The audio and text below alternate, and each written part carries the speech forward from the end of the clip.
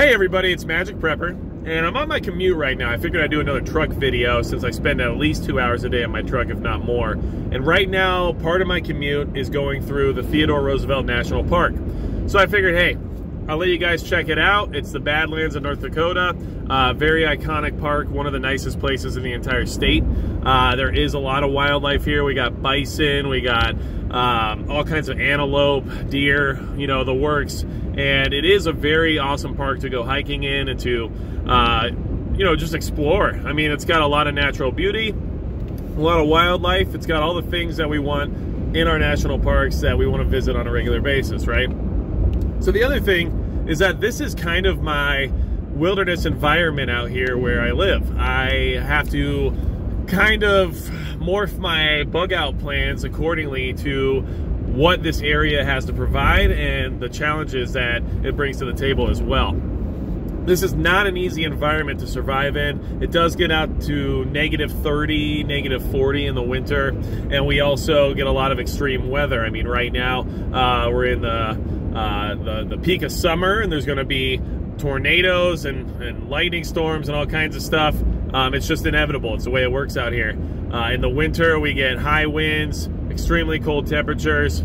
It's not really the nicest place to be sometimes when it comes to being outdoors or trying to survive, but it does provide a lot of natural resources, and it has one of my favorite things when it comes to choosing a bug out location or choosing an area to settle down in, and that is human scarcity. There is very few people out here. There's not a population issue out here. We're not worried about how we're going to get enough drinking water or who's going to, you know, pay for public transportation or any of that kind of stuff. I mean, there's very few people in the state of North Dakota, especially in the region that I'm in.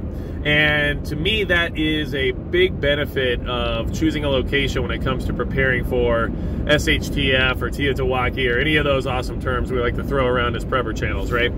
So I just wanted to kind of share part of my daily routine with you guys. I am going to try to shoot a few more truck videos on a regular basis because of how much time I'm in my vehicle and how much, you know, I obviously have to say. So I guess, you know, I just need to get some more of that out of my system.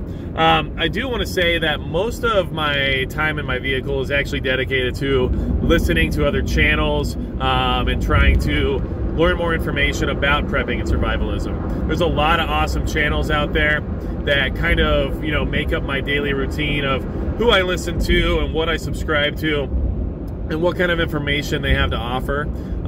You know, there's some really good guys out there. Central Florida Prepper is one of them. I think he's got a great channel. He does a good job of presenting information and is a very humble guy as well and doesn't try to, you know, assume he's, you know, all-knowing master of the universe like some of those other channels out there do.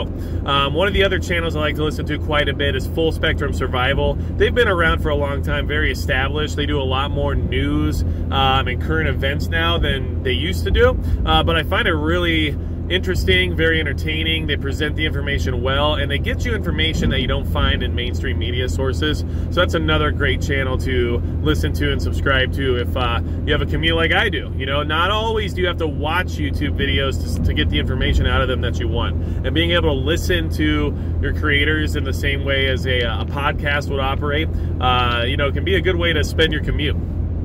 The other side of this drive for me is kind of keeping in mind the environment I have to hike through if there ever is a bug out scenario. Let's be honest, if my vehicle breaks down or if I end up on the other side of town where my work is from where I live, I have to walk back through what you guys just saw in this video. The Badlands are not an easy terrain to just casually stroll through.